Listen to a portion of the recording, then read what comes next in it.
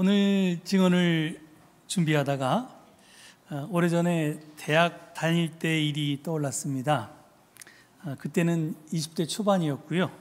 지금은 60대 초반이니까 40년 전의 일입니다. 돌아보니까 그때의 경험이 지금의 제 인생을 결정지었습니다. 그래서 오늘 그 이야기를 교우 여러분들과 함께 좀 나눠보고자 합니다.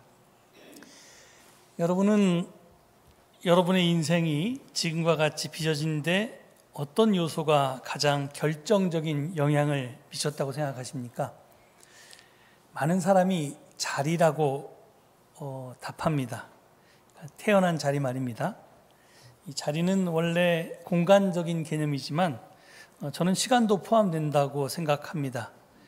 이 억겁의 시간 중에 하필 이 특별한 시대에 지구상에 많고 많은 나라 중에 하필 대한민국에, 그것도 어떤 특정 지방의 특정 가정의 특별한 부모 밑에서 태어난 것이 지금의 내가 형성되는데 결정적인 요소였다고 믿는 사람들이 많습니다. 소위 수저론, 흙수저를 물고 태어났네, 금수저를 물고 태어났네 하는 이런 것이 바로 그 대표적인 예입니다. 분명히 우리가 태어난 자리가 우리 인생을 형성하는 하나의 요소인 것은 맞습니다. 하지만 결정적인 요소는 아닙니다. 제가 요즘 사정이 있어서 숲과 나무에 관한 책을 열심히 그리고 많이 읽고 있습니다. 그런데 여러 숲 전문가나 숲 철학자나 또는 나무의사들이 한결같이 이 자리론, 소위 수저론에 반대합니다. 한 예로 거기 제가 숲철학자 김용규 씨가 쓴 숲에게 길을 묻다라는 책에서 그는 이렇게 이야기합니다. 주어진 자리가 그대의 숙명이다. 모든 생명체의 삶은 숙명으로 시작된다. 누군가는 비옥한 시대 기름진 자리를 받고 다른 누군가는 가뭄의 시대 척박한 자리를 받고 태어난다. 그러나 숲에는 태어난 자리를 억울해하는 생명이 없다. 벽 앞에 주어진 담쟁이의 삶도 우거진 숲 아래 발아한 신갈나무도 태어나는 자리를 선택할 수 없다. 이렇듯 태어난다는 것은 내게 주어진 자리를 그저 받아들이는 것이다. 삶을 수용하지 않고 열 수 있는 하늘은 없고 시작하지 않고 넘을 수 있는 벽은 없다. 지금 그 자리에서 그대의 삶이 시작되었다.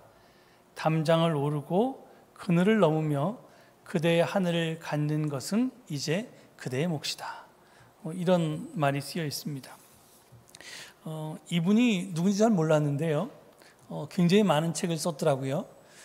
그런데 원래는 30대에 어떤 벤처기업 CEO를 하다가 다 접고 산으로 들어가서 숲으로 들어가서 거기서 숲 철학자로 지금 10년째 살고 있습니다. 어느 강연을 제가 인터넷에 찾아서 들어보니까 이분이 굉장히 불우한 가정에서 태어났습니다. 아주 어렸을 때 아버지도 돌아가시고 그래서 어려운 가정에서 생활했는데 어머니도 뭐 그렇게 늘 건강하지 않고 그렇게 어렵게 그렇게 자녀를 키워서 굉장히 불우한 가정에서 태어나서 이제 자리에 대해서, 자기가 태어난 자리에 대해서 늘 불만이고 그런 분이었는데 숲 속에 들어가 생활하면서 숲 속의 나무들을 바라보면서 이제 저런 말들을 하기 시작했습니다. 이 숲 철학자 김용규 씨는 자리는 숙명일 뿐이라고 말합니다. 그는 숙명과 운명을 구분하는데요. 이 태어난 자리인 숙명은 조물주가 모든 생명 있는 존재들에게 부여한 본래의 명이다. 그래서 이 숙명이 본래의 명인데 원래 이게 머물숙자를 쓰죠. 그 묵을숙이나 머물숙이라고 부르는데 하여튼 움직이지 않는 겁니다. 그게 숙명이고, 근데 이게 그렇게 태어났기 때문에 그 자리를 탓할 수는 없다는 겁니다.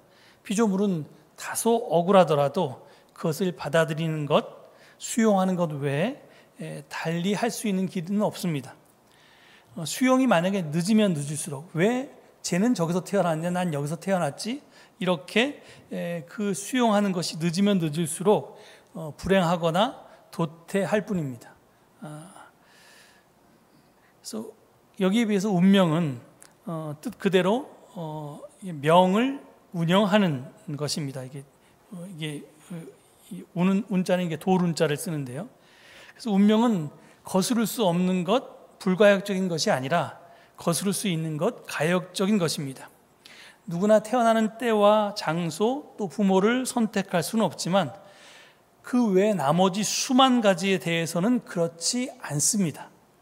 태어난 자리에서 자기 삶의 방향을 선택하고 그 길을 걸어갈 수가 있습니다. 이렇듯 하나님은 생명체에게 자기 삶의 주인으로서 살 권리를 남겨주셨습니다. 자기가 태어난 자리를 받아들이고 거기서부터 자기 운명을 시작한다면 거목 아래 싹을 틔운 신갈나무는 기어코 하늘을 열 것이고 또 담장 앞에 선 담쟁이 넝쿨은 벽을 피하지 않고 넘고 말 것입니다. 그러므로 내 인생이 지금처럼 빚어진 것은 태어난 자리가 결코 아닙니다. 그 자리에서 내가 어떤 선택을 사면서 살아왔는가가 지금의 나를 형성한 것이 됩니다. 근데 이 김용규 씨만 이 이야기를 하는 게 아니라 제가 읽은 그 숲 철학자, 숲 해설가, 또 뭐 나무 박사 이런 사람들의 여러 책에서 모든 사람들이 나무를 통해서 배운 공통적인 것들에 이 이야기가 들어 있었습니다. 그렇습니다. 과거의 수많은 선택이 자리가 아니라 선택이 현재의 나를 만들었습니다. 그런데 이 선택은 갑을 잡으면서 동시에 을을 내려놓는 것입니다. 둘 다 잡는, 둘 다 가지는 선택은 존재하지 않습니다. 그리고 갑과 을 둘 다에는 좋은 것과 나쁜 것이 섞여 있습니다. 갑은 좋기만 하고 을은 나쁘기만 하다면 누구나 갑을 택할 것입니다. 그것은 선택이 아니라 당위입니다. 선택은 갑을 택함으로써 갑의 장점뿐 아니라 단점까지도 취하는 것이고요. 동시에 을의 단점뿐 아니라 장점까지도 포기하는 것입니다. 이런 이유로 선택에는 반드시 희생이 따릅니다. 내가 갑을 선택함으로써 을이 가지고 있는 장점을 포기해야 하기 때문에 그렇습니다. 그래서 결단 없이는 어떤 선택도 가능하지 않습니다. 그런데 이렇듯 어렵게 결단한 선택에는 반드시 책임이 따릅니다. 과거에 순간의 선택이 10년을 저하합니다 라는 가전제품 광고 문구가 있었는데요. 제가 어저께 인터넷에 찾아보니까 인터넷 참 좋아요. 그게 저는 LG 광고인지 삼성 광고인지 헷갈렸는데 그게 LG 광고였습니다. 그래서 이게 LG가 그때는 아마 뭐 골드스타였는지 모르겠어요. 하여튼 그 예전에 제가 어렸을 때 굉장히 TV 신제품을 만들어 놓고 네가 지금 이 순간에 이걸 택하지 않으면 10년 동안 후회한다. 이런 얘기를 한 겁니다. 그런데 우리는 사실은 10년만 후회하는 게 아니라 갑을 잡고 을을 놓은 것에 대해서 평생 책임을 지고 살아야 합니다.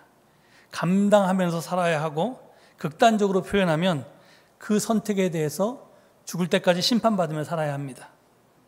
그래서 선택을 못하고 미루기도 하는데요. 미루는 것 자체도 또 하나의 선택이기 때문에 그것에 대한 책임도 역시 우리가 져야 합니다. 정리하면 태어난 자리가 아니라 살면서 해온 수많은 선택이 현재의 나를 형성했다는 것입니다.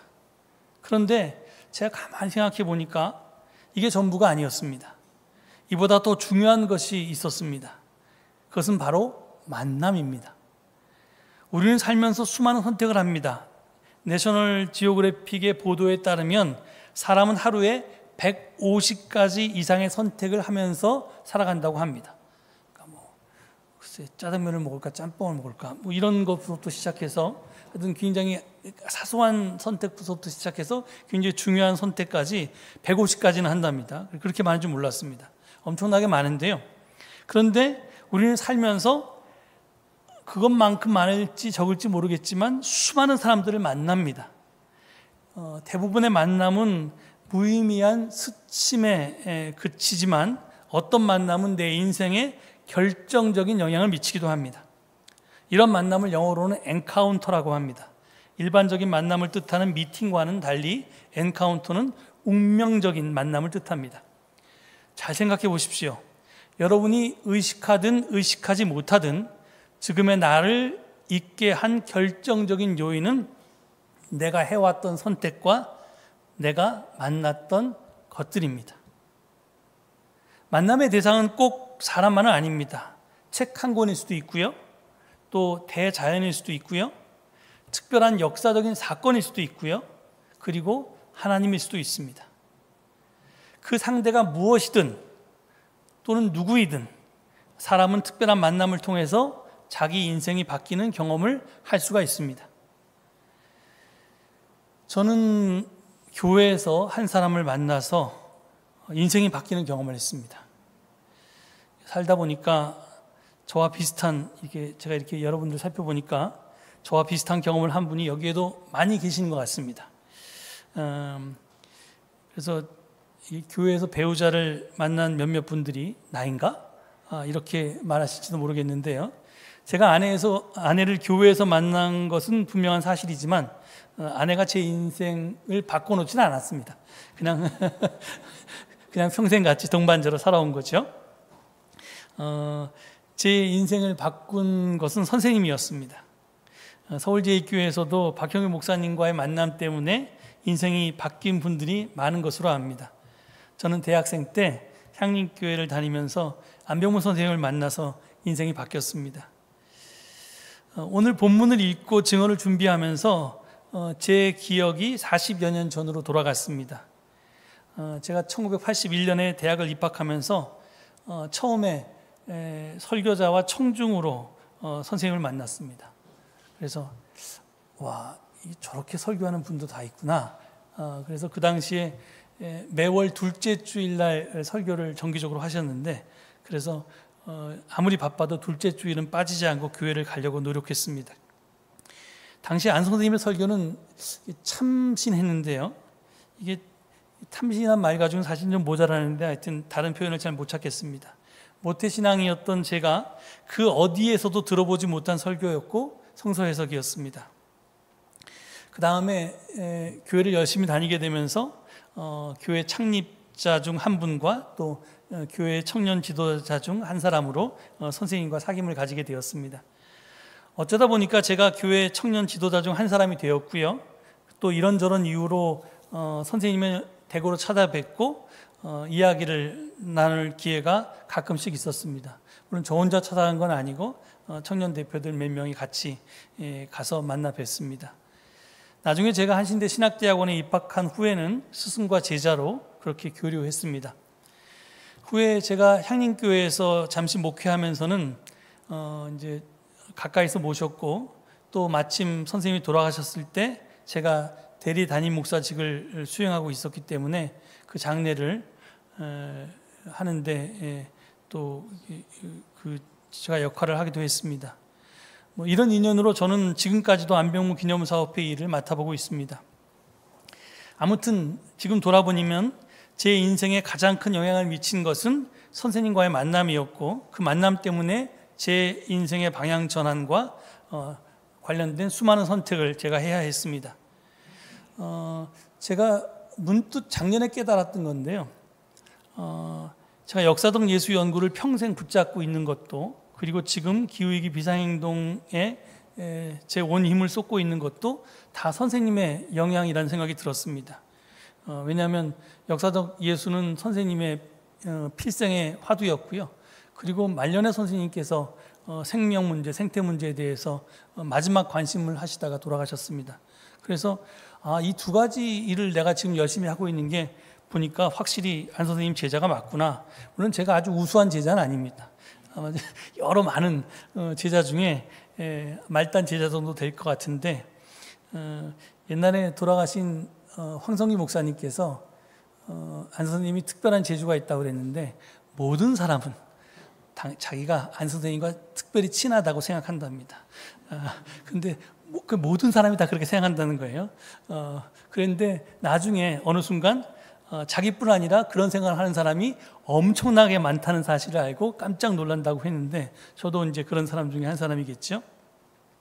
하여튼 제가 목사가 돼서 설교하고 또 성경을 가르치면서 선생님이 저에게 영향을 주었듯이 저도 다른 사람에게 선한 영향을 미치고 싶었습니다. 그런데 제가 30년이 넘도록 목회해 왔는데 별로 그런 것 같지가 않아서 못내 아쉽습니다.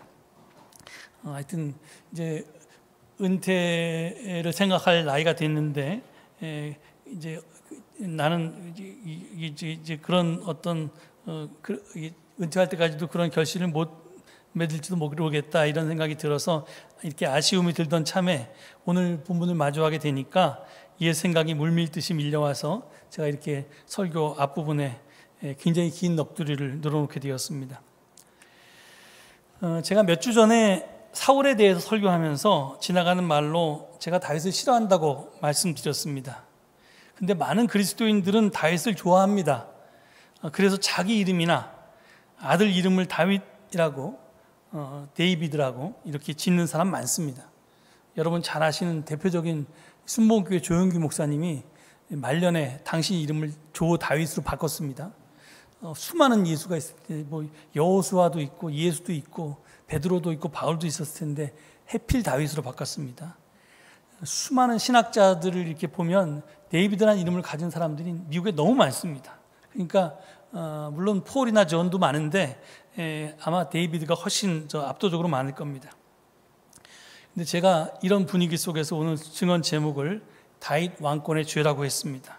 제가 이 설교 제목에 이 따옴표를 붙였잖아요. 이 따옴표를 붙였다는 것은 인용했다는 뜻입니다. 그렇습니다. 이 제목은 사실 안 선생님께서 이렇게 하셨던 제목을 그냥 가져온 겁니다. 때는 1985년이었는데요. 당시는 이 안병무 선생님께서 그 민중신학을 이렇게 막 만개하기 시작한 그런 시절이었습니다. 당시 선생님께서는 창세기서부터 요한계시록까지의 성경의 맥을 민중신학적으로 총정리할 계획을 세우고 신락원이라는 제목으로 그 첫 시리즈 설교를 시작하셨습니다. 85년 2월이었습니다. 당시 제가 그 자리에 앉아서 그 설교를 들었는데요. 그 설교를 들었던 충격을 지금도 잊을 수가 없습니다. 이 40년이 지난 지금은 너무도 유명해진 공이라고 하는 개념을 바로 그 자리에서 선포하셨습니다. 우리가 다윗을 이해하려면 이 공에 대해서 먼저 알아야 하는데요. 신락원이라는 설교에서 선생님은 선악과를 공이라고 해석하셨습니다. 아마 제 성경 공부나 제 설교를 통해서 이 이야기 많이 들어보셨을 텐데 창세기 2장을 보면 하나님이 아담에게 이렇게 명령합니다. 동산에 있는 모든 나무의 열매는 내가 먹고 싶은 대로 먹어라. 그러나 선과 악을 알게 하는 나무의 열매만은 먹어서는 안 된다. 그래서 이 말씀에서 선악과는 따먹어서는 절대로 안 되는 그런 금단의 열매입니다. 그래서 금단의 열매라는 건 누구나 다 알고 있었는데, 그래서 이 금단의 열매가 뭘 뜻할까에 대해서 지난 유대교 시대에서부터 시작하면 수천 년 동안 많은 학자들이 이런 답 저런 답을 내놨는데 듣도 보도 못한 이야기를 선생님이 하신 겁니다. 이게 뭐라고 얘기하냐면 이 금단의 열매는 이게 하나님의 것이기 때문에 절대로 인간이 소유해서는 안 되는 것을 가리킨다, 이렇게 말씀하시면서 안 선생님은 그것을 공이라는 말로 바꾸셨습니다. 여기서 공이라고 할 때 다음 슬라이드 보면요, 여기 특별한 거는 이게 함께 공짜를 쓰는 게 아니라 공변될 공짜를 씁니다. 그러니까 이제 그 공무원 할 때 그 공짜입니다. 공적 사적 할 때 그 공짜인데 여기 보면 이제 퍼블릭이란 뜻이죠. 이 공은 사의 반대말로 모두가 더불어 누릴 수는 있어도 결코 독점해서는 안 되는 것을 뜻합니다. 그런데 하늘, 땅, 공기, 물, 인권, 권력, 지식, 정보 이런 등이 모두 공에 해당되는 겁니다. 지금은 우리가 물을 사 먹지만 예전에는 우물에 있는 물을 누구나 그냥 다 떠서 먹었죠. 시냇물도 그냥 먹었고. 여러분 아프리카 지도를 보면 지도가 이렇게 막 보통 나라의 구분이 강이나 산맥을 따라서 이렇게 지어지는 게 너무나 자연스럽잖아요. 우리나라하고 중국하고 국경처럼.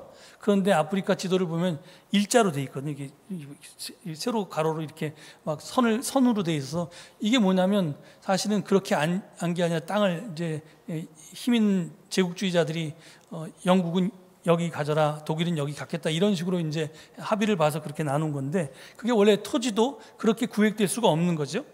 그런데 뭐 하늘이나 땅이나 공기나 물이나 인권이나 권력이나 지식이나 정보가 모두 다 사실은 누가 독점해서는 안 되는 것, 혼자서 가져서는 안 되고 모두가 함께 누려야 되는 것, 뭐 이런 거입니다. 그래서 우리나라 헌법에도 토지 공개념이 들어와 있고요. 그리고 지금 주권 재민, 모든 권력은 국민으로부터 나온다. 대한민국 민주공화국으로서 이게 주권 재민 사상도 사실은 어느 한 사람이 그 힘을 다 가지면 권력을 가지면 안 된다는 뜻입니다. 이게 다 공사상에서 나온 겁니다.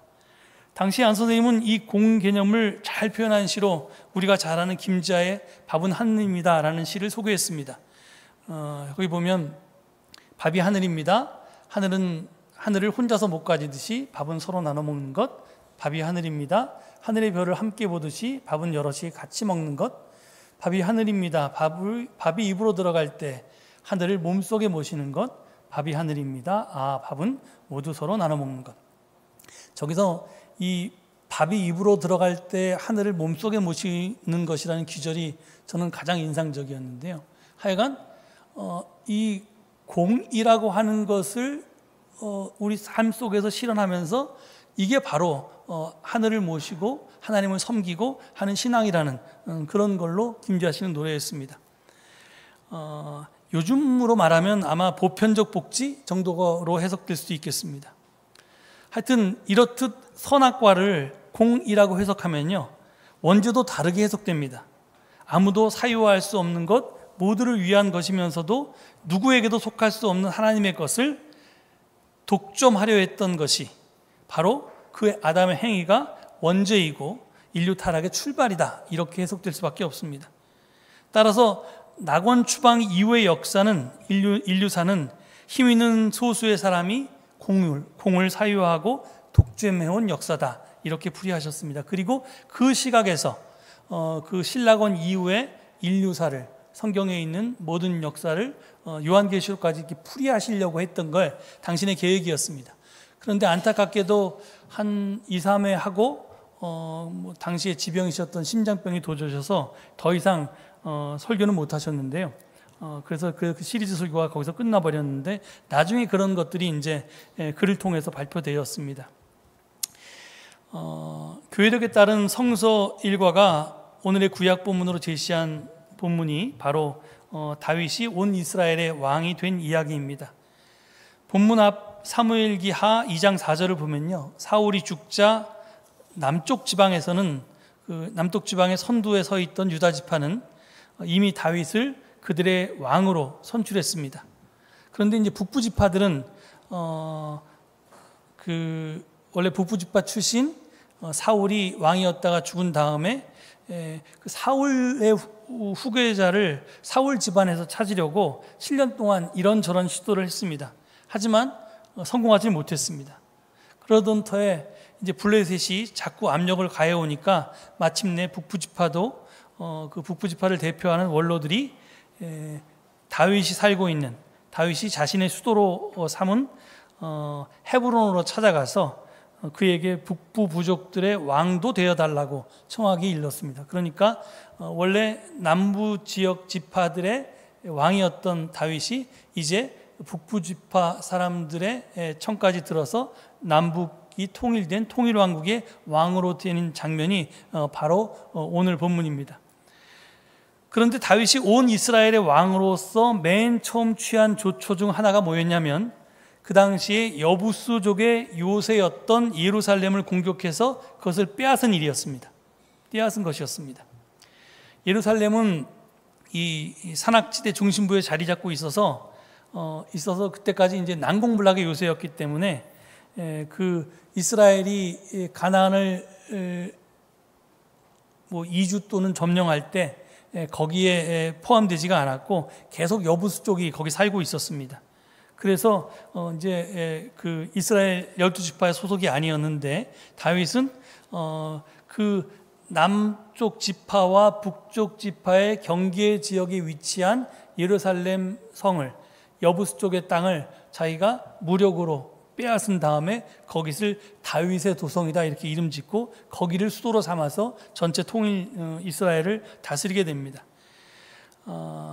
그리고 그 다음에 한 일은 뭐였냐면 6장에 보면 이게 그 이스라엘이 블레셋과의 전쟁에서 빼앗겼던 그 이 법궤를 그 예배 상징물인 언약궤를 예루살렘으로, 자기의 도성인 예루살렘으로 가져왔습니다.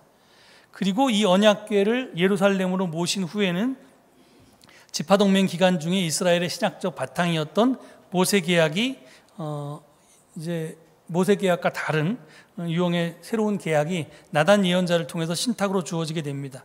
근데 이 모세계약을 이제 다윗계약이나 뭐 왕조계약이라고 이렇게 부르기도 하는데요. 그 계약의 골자가 뭐냐면, 모세계약은 너희들이 하나님 말씀에 따르면 복을 받고 하나님 말씀에 따르지 않으면 벌을 받을 것이다, 뭐 이런 내용이었습니다. 그러니까 if된 조건절이었는데요. 이제 그 나단을 통해서 선포된 신탁은 뭐였냐면, 하나님이 다윗을 선택하셨고 그의 왕조는 잘하든 잘못하든 세세 무궁토록 영속된다라고 하는 약속입니다. 그리고 두 번째는 시온의 성전을 그가 거하시는 장소로, 다윗의 도성을, 다윗의 땅인데 거기는 다윗의 땅에 하나님께서 친히 거하시겠다라고 약속하십니다. 한마디로 말해서 다윗이 국가를 지배하는 이데올로기의 기초가 이 다윗 때 그 새로운 계약으로 성립하게 됩니다. 지금까지 이렇게 언급된 다윗 왕권의 죄를 정리하면 다음과 같습니다. 여부수족의 성 예루살렘을 빼앗아서 자기 것으로 사유화했습니다. 통일 이스라엘 왕국의 왕이 되어서 공적인 권력을 독점했습니다. 그러니까 그때까지 이스라엘의 왕은 하나님이었습니다. 물론 사울도 왕이었지만 사울은 정확한 의미에서 왕은 아니었고 뭐 군사령관 정도 됐었는데, 이제 왕이 되면서 하나님의 자리를 다윗이 차지했습니다. 그리고 하나님의 자리를 차지하고 백성들 위에 군림했습니다. 그리고 법궤를, 하나님이 거하시는 장소라고 생각했던 법궤를 예루살렘에 안치해서 그 야훼 하나님을 자기 정권 유지의 이데올로기로 삼았습니다. 그리고 이제까지는 자유롭게 여기저기 이스라엘 12지파를 돌아다니면서 거기서 산당에서 예배하고 제사하고 그랬던 그 하나님을 이제는 좀 심하게 말하면 납치를 해서 예루살렘에다 딱 가두어 놓고 하나님을 만나려면 다 다윗의 도성 예루살렘으로 와야 된다, 이렇게 선언함으로써 하나님을 사유하게 됐습니다. 이게 이제 다윗 왕권의 죄입니다. 한마디로 요약하면 다윗 왕권의 죄는 공의 사유화입니다. 잘 아시듯이 사울이 하나님의 눈밖에 난 결정적인 이유는 지난번에 설교했듯이 아멜렉과의 전투에서 헤렘의 법을, 즉 진멸의 법을 지키지 않았기 때문입니다. 그러니까 전리품들을 사사로이 자기가 가졌다는 겁니다. 그런데 다윗은 어떻습니까? 그는 전리품만을 독점하지 않았습니다. 하나님의 법궤를 자신의 도성 예루살렘에 안치해서 하나님마저도 독점했습니다. 실로 그는 이스라엘의 새로운 바로가 되었던 것입니다. 하나님의 것이기에 절대로 인간이 소유해서는 안 되는 것, 하늘처럼 모두가 더불어 누릴 수는 있어도 결코 독차지해서는 안 되는 것을 힘이 있는 왕이 되어서 다윗은 사유화했습니다. 성경은 이것을 죄라고 얘기합니다. 그리고 그것이 창세기에서부터 기록되어 있습니다. 그런데 아이러니하게도 일부 기독교는 내가 남보다 힘을 더 많이 가져서 그러니까 공적인 것을 독차지하는 것을 보고 복받았다, 이렇게 말합니다. 이게 무늬만 기독교지 참 기독교가 될 수 있습니까? 기독교의 탈을 쓴 만몬의 숭배, 힘의 숭배일 뿐입니다. 이게 기독교가 이 역사 속에서 지금 이렇게 이 모양 요 꼴이 된 것 중에 하나가 사실은 이렇게 이러한 자세를 취해왔기 때문에 그렇습니다. 불행하게도 역사는 반복됩니다. 주권 재민, 보편적 복지 등의 최선을 다해도 모자랄 판에 이 21세기에 지금 이 나라는 힘 가진 자들의 천국이 되어 갑니다. 이 세수가 모자람에도 불구하고 부자 감세는 계속되고 있습니다. 유전무죄, 무전유죄를 넘어서서 이제는 유검무죄, 무검유죄 세상이 되었고요. 힘이 정의가 되어버렸습니다. 이런 세상에 참 기독교인은 어떻게 살아야 하겠습니까? 역사는 승자의 기록이기 때문에 성경은 승리자 다윗의 입장에 서서 그를 찬양합니다. 하지만 다윗 왕조는 하나님의 약속과 달리 망했습니다. 그리고 여러분이 꼭 기억하셔야 될 것은 기독교는 다윗을 믿는 종교가 아닙니다. 예수를 그리스도라고 고백하는 종교입니다. 유대교의 상징은 다윗의 별이지만 기독교의 상징은 십자가입니다. 예수님은 힘없는 사람으로서 십자가에 달려 돌아가셨습니다. 하지만 우리는 힘없이 십자가에서 돌아가신 그 예수가, 그리고 그 십자가의 길이 인류 구원의 길이라고 믿는 사람들입니다. 예수를 백삼아서 하나님을 내 배경 삼아서 다윗처럼 강력한 힘을 가진 자가 되기 위해서 기독교를 믿는 게 아니라는 겁니다. 그런 기독교는 기독교가 아니라는 겁니다. 그러기에 우리는 힘을 추구하기보다는 십자가를 추구하며 살아야만 합니다. 더 낮아져서 다른 사람들과 나누고 섬기고 배려하고 존중하고 환대하며 살아야 합니다. 예할 것은 아무리 힘이 센 자 앞에서도 예하고 아니요 할 것은 아니요 라고 하면서 살아야 합니다. 그래야지만 하나님의 것을 독점해서 낙원에서 쫓겨난 인류의 역사를 다시 회복할 수가 있습니다. 이 지옥 같은 세상에서 낙원을 회복시킬 수가 있습니다. 우리의 꿈이 그거 아닙니까? 하나님의 뜻이 하늘에서와 같이 이 땅에서 이루어지게 하는 게 우리 기독교인의 궁극적인 목적 아닙니까? 우리가 그것을 포기하면 기독교가 아닙니다. 아무쪼록 여러분이 이런 선택을 하시고 이런 결단을 하시고 이런 생각과 이 일에 함께하는 사람들을 만나서 끝내 함께 이 일에 나가면서 승리할 수 있는 우리 모두가 될 수 있기를 간절히 축원합니다. 이 말씀 되새기시면서 잠시 침묵 가운데 기도하시겠습니다.